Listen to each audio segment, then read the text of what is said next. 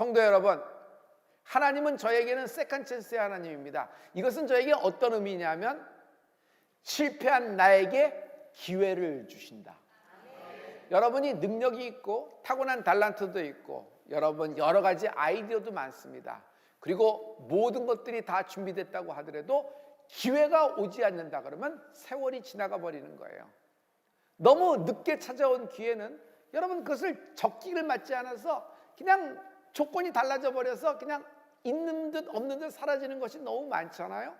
그런데 하나님은요, 실패한 나에게 기회를 주시는데 적기에 때 맞춰서 하나님의 역사가 임하는 은혜가 있을지어다. 오늘 엘리야의 이야기입니다. 엘리야, 여러분 성경에서 엘리야라고 하면 어떤 장면이 생각나세요?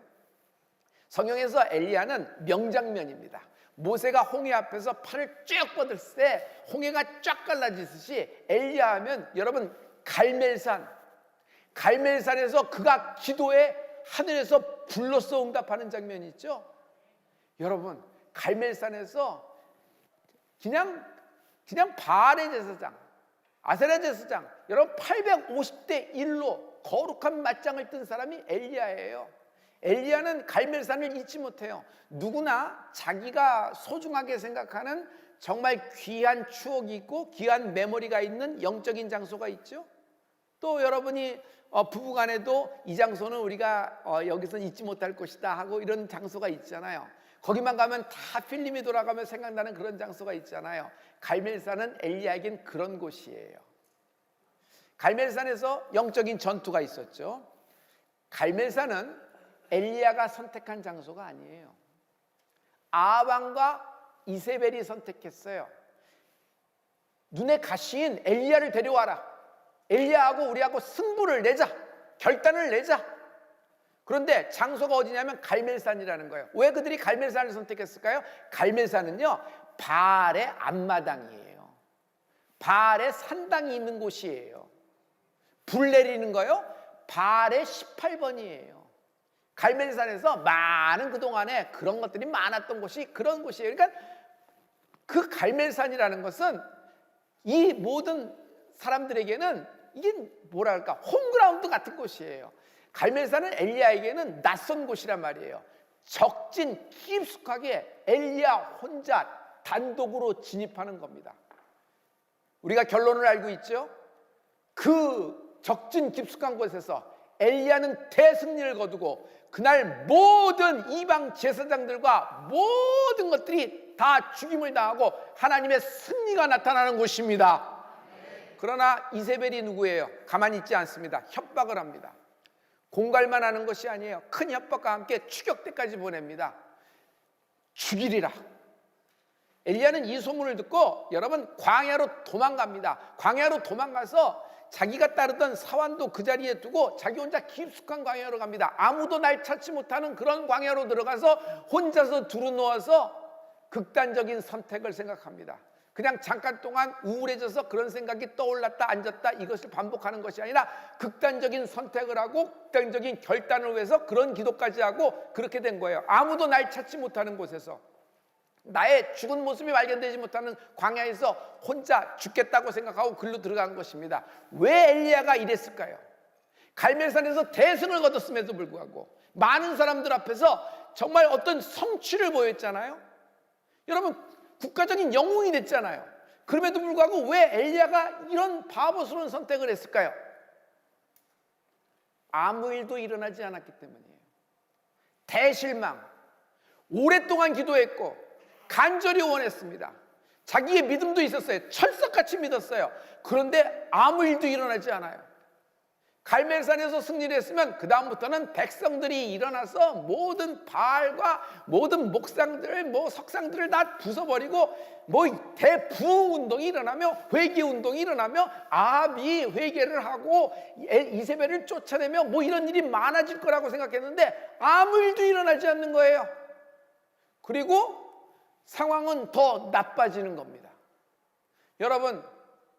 여러분이 오래 기도하고 그렇게 소원하고 그랬던 것이 철석같이 믿고 반드시 되리라고 생각해서 그동안 오랫동안 기도했지만 어떤 결과를 받으려고 할 때 아무 일도 일어나지 않고 오히려 더 나빠졌다고 생각하면 여러분 얼마나 실망이 되겠어요. 조금 섭섭한 것이 아니라 완전히 무너져 버리는 이 순간입니다. 이때 하나님이 엘리야를 살리십니다.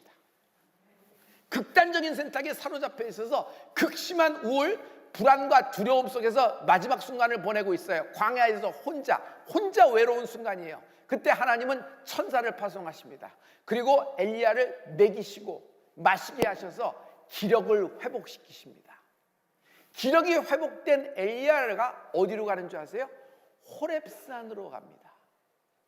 이 장면이 열왕기상 19장 8절과 9절의 말씀입니다. 우리 이 말씀을 다 같이 이에 일어나 먹고 마시고 그 식물의 힘을 의지하여 40주 40야를 행하여 하나님의 산 호렙에 이르니라. 엘리야가 그곳 굴에 들어가 거기서 유하더니 여호와의 말씀이 저에게 임하여 이르시되 엘리야야 내가 어찌하여 여기 있느냐. 호렙산? 잠깐, 여러분 이거 좀 이상하지 않아요? 엘리야는 어디로 가야 돼요? 갈멜산으로 가야 돼요. 자기의 대승한 곳 아니에요? 그런데 호렙산? 근데 성경 말씀으로 호렙산이 뭐예요? 하나님의 산이라 그랬어요. 호렙산 하면 떠오르는 인물이 있을 거예요. 누구죠? 맞아요. 어떻게 하셨어요? 모세예요. 모세. 그는 호렙산으로 갑니다. 갈멜산이 아니고. 그리고 동굴로 찾아 들어가요. 모세의 동굴이에요. 모세를 처음으로 하나님이 부르신 곳, 광야 40년 썩고 있는 모세를 하나님이 부르시고 하나님이 처음 만나신 것, 그리고 그에게 출애굽이라는, 인간은 상상도 못하고 꿈도 못 꾸는 하나님의 프로젝트 출애굽이라는 비전과 꿈을 주던 것, 그 호렙산으로 엘리야가 가는 겁니다. 오늘 하나님이 여러분에게 꿈을 주실 것입니다. 여러분이 꿈꾸던 비전이 일어나는 은혜가 있을지어다. 광야에서 40년 썩었던 모세, 광야에서 숨통이 끊어지고 다 죽었던 모세를 살리신 산이 어디예요? 호렙산이에요. 산이 살린 것이 아니라 호렙산에 하나님이 임재하심으로 그 호렙산에서 모세하고 하나님이 만났듯이 지금 엘리야가 호렙산에 온 곳이에요. 무슨 마음이었을까요? 다시 하나님 만난다. 모세를 살리신 하나님이 나를 살리실 것이다. 모세에게 소망을 주셨듯이, 모세에게 기적을 베푸셨듯이, 모세에게 꿈과 비전을 줬듯이 하나님이 나에게 새로운 인생을 시작하게 해주실 것이다. 모세가 호렙산에서 리턴됐어요. 모세가 호렙산에서 복귀되기 시작했어요. 많은 사람은 홍해 앞에서, 바로 앞에서 복귀됐다고 생각하지만 그렇지 않아요. 호렙산에서 하나님과 만남으로 모세의 복귀, 모세의 리턴이 시작되었듯이 지금 이 모세의 장소에 엘리야가 오므로 엘리야의 리턴이 시작된다. 엘리야의 복귀가 시작된다.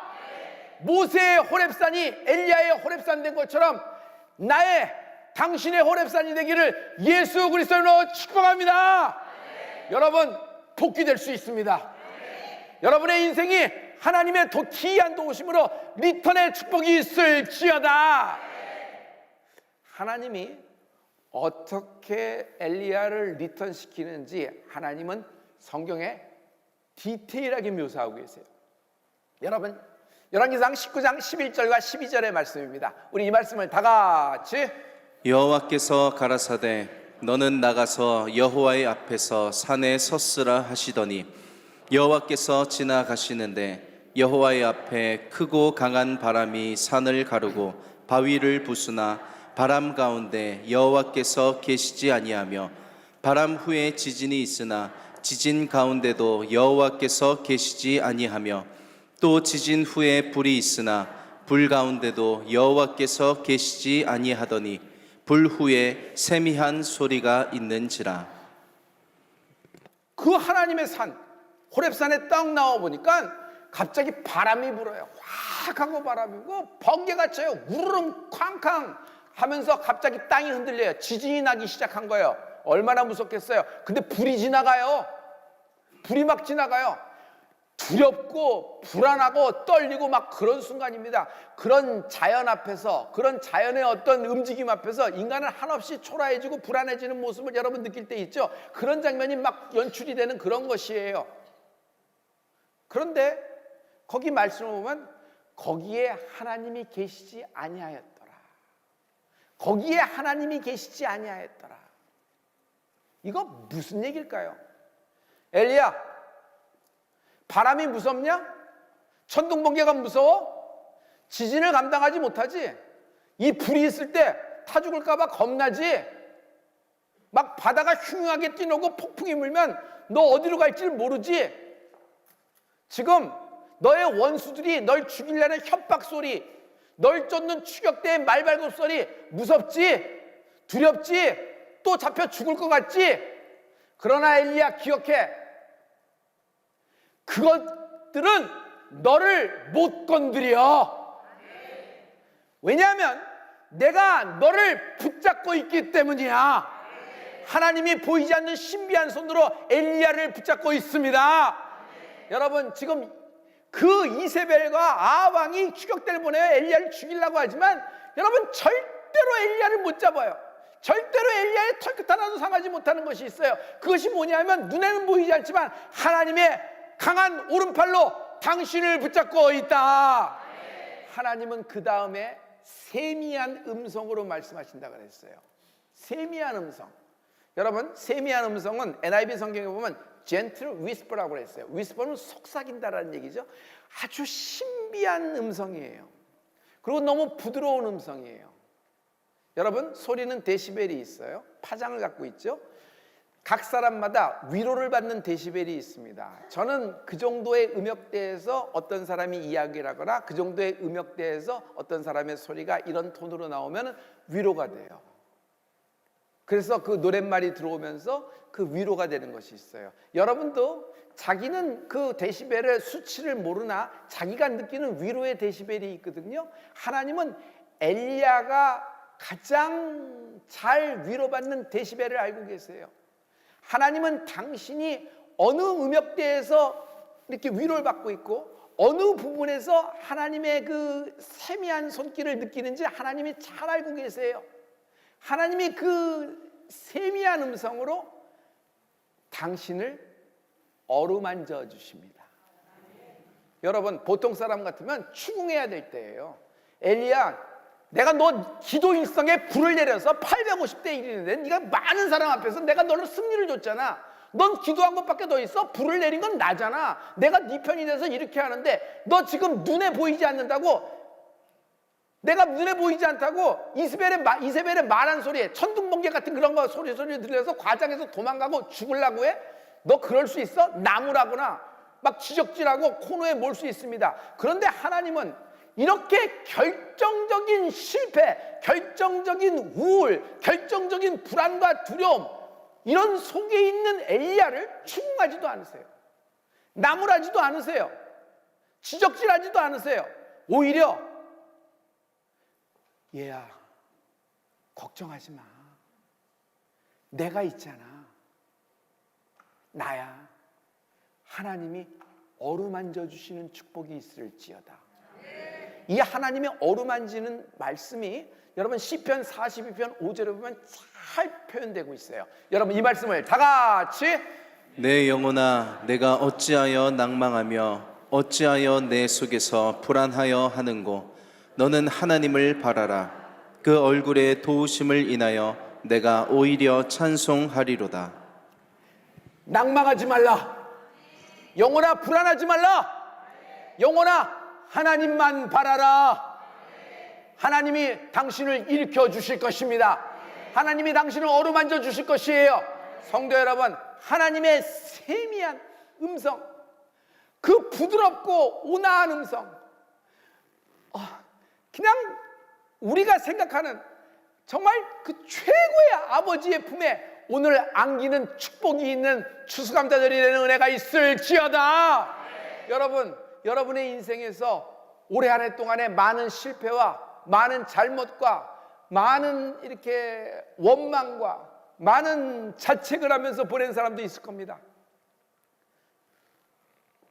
하나님이 당신을 어루만지실 것입니다. 오늘 성령의 터치하심, 성령의 어루만지심이 여러분의 멘탈과 여러분의 육신과 여러분의 상황과 형편 그리고 여러분의 영혼에 가득하기를 축복합니다.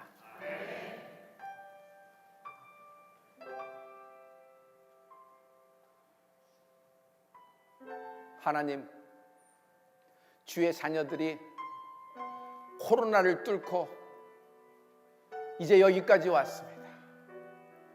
올해는 일상으로 복귀돼서 너무 기대차고 너무 소망차고 정말 코로나만 끝나면 마스크만 벗으면 뭐든지 다 할 줄 알고 했는데 아버지 뚜껑을 열고 보니 우리 가운데 성취한 자, 우리 가운데 원하는 좌표와 원하는 결과를 얻은 자보다는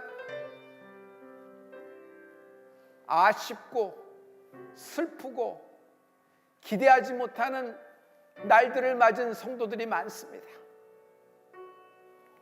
실망한 성도들이 많습니다.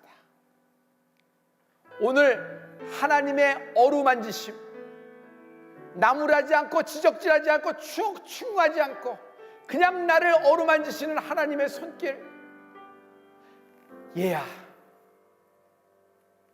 수고했다,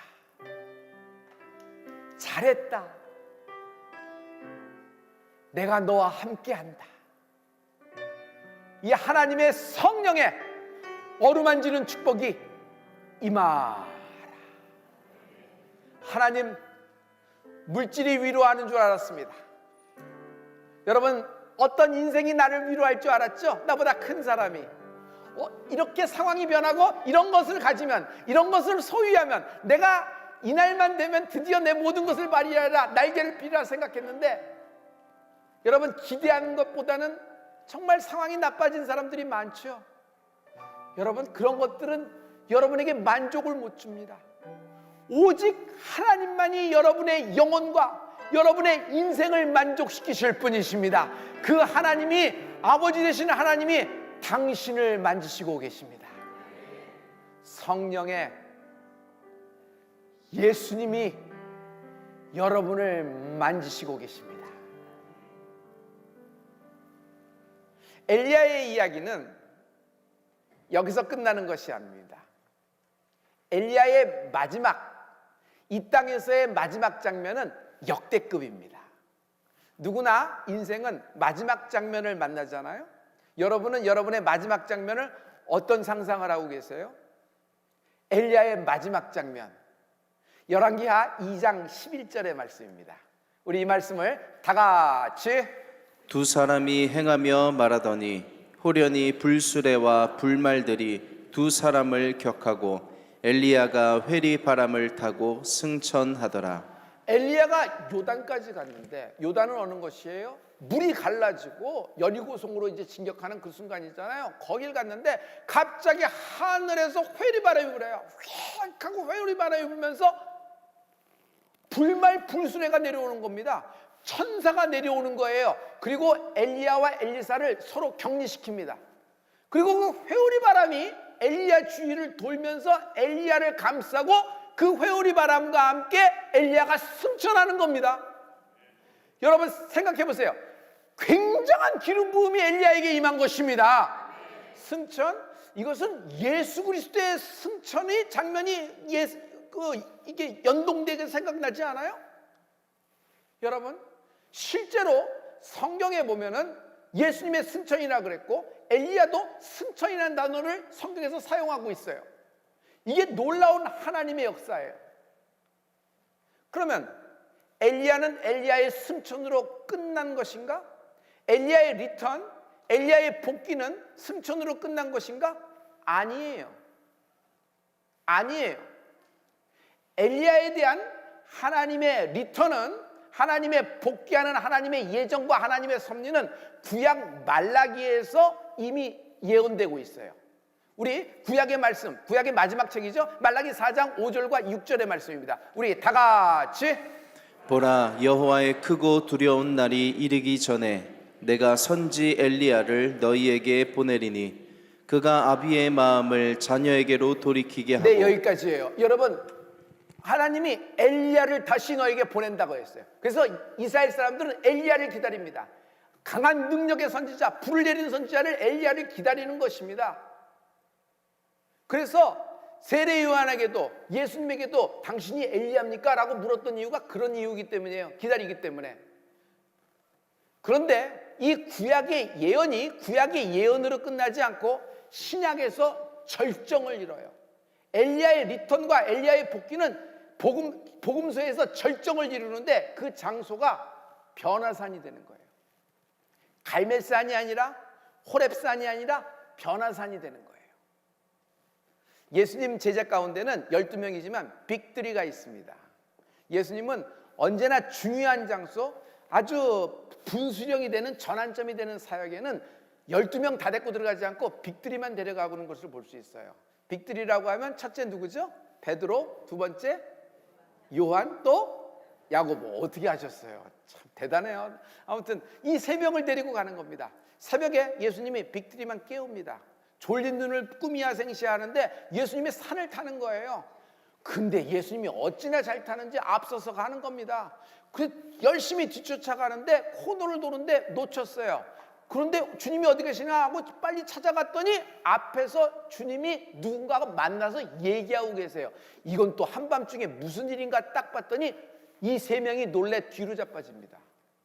누구랑 만나서 얘기하냐면 자기들이 구약에서 그렇게 사모하던 모세가 나타난 거예요. 자기들이 구약에서 그렇게 사모하고 말라기에서 예언돼서 엘리야 기다렸잖아요. 그 엘리야가 나타난 거예요.